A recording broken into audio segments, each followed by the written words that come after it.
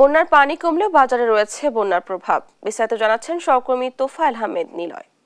ধন্যবাদ। আসলে আপনাকে বলে রাখি যে বন্যার পরবর্তী ফেনীর যে মাছ মাংসের বাজার রয়েছে সেটিতে কিছুটা প্রভাব পড়েছে। আমরা দেখেছি যে ফেনীর আমি এই মুহূর্তে রয়েছি ফেনী রেলগেট পৌর সুলতান মাহমুদ হকার্স মার্কেটে। আসলে এখানকার পিছনে যে চিত্রটি দেখছেন, আমরা দেখেছি যে এখানকার যে চিত্র সেটি আসলে সকাল থেকে আসলে ব্যবসায়ীরা আসলে বিভিন্ন স্থান থেকে পাইকারি হারে মাছ ক্রয় করে আসলে এখানে খুচরা বিক্রয়ের জন্য আসলে তারা আসছে। আমরা আসলে এখানকার ব্যবসায়ীদের সাথে কথা বলে যেটি জেনেছি, আসলে এই সময় আসলে পুরো ফেনী জেলা জুড়ে আসলে মাছের যে মৎস্য খামারগুলো রয়েছে সেগুলো আসলে ক্ষতিগ্রস্ত হওয়ায় আসলে এখানে মাছের কিছুটা দাম বেড়েছে। আমরা দেখেছি এখানে রুই মাছ বড় যেগুলো রয়েছে সেগুলো 400 টাকা করে বিক্রি করছে এবং কি ছোটোগুলো 360 টাকা করে বিক্রি করছে। এছাড়াও আমরা যে ইলিশের চিত্র যেটি দেখছি, ইলিশ আসলে 1500 টাকা থেকে সর্বোচ্চ 1500 টাকা বিক্রি হচ্ছে। এছাড়া সর্বনিম্ন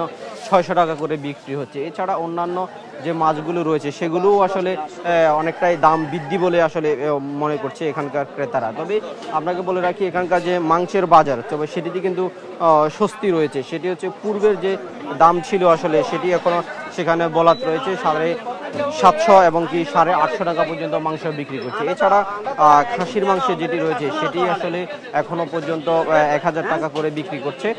এখানকার ভোক্তা যারা অধিকার রয়েছে, এখানকার ভোক্তা অধিকার যে সকল পণ্যগুলো আসলে বেশি দামে বিক্রি করছে তাদেরকে আসলে বিভিন্নভাবে জরিমানা করতেও আমরা দেখেছি। গতকালও ভোক্তা অধিকারের পক্ষ থেকে যারা বেশি দামে পণ্য বিক্রি করছে তাদেরকে আসলে জরিমানা করতেও আমরা দেখেছি। তবে এখানকার যে চিত্র আসলে বাজারে সেটি কিন্তু যতটুকু প্রভাব পড়ার কথা ছিল আসলে ততটুকু প্রভাব কিন্তু এখনো পর্যন্ত পড়ছে না। তবে মানুষ মনে করছে বাজারের যে দাম সেটি কিন্তু আসলে আগামী কয়েকদিনের মধ্যে আরও স্বাভাবিক পর্যায়ে ফিরে আসবে, এমনটি কিন্তু মানুষ মনে করছে। তো এই ছিল আমার কাছে ফেনীর পৌর সুলতান মাহমুদ হকার্স মার্কেট থেকে মাছ মাংসের বাজার নিয়ে সর্বশেষ তথ্য।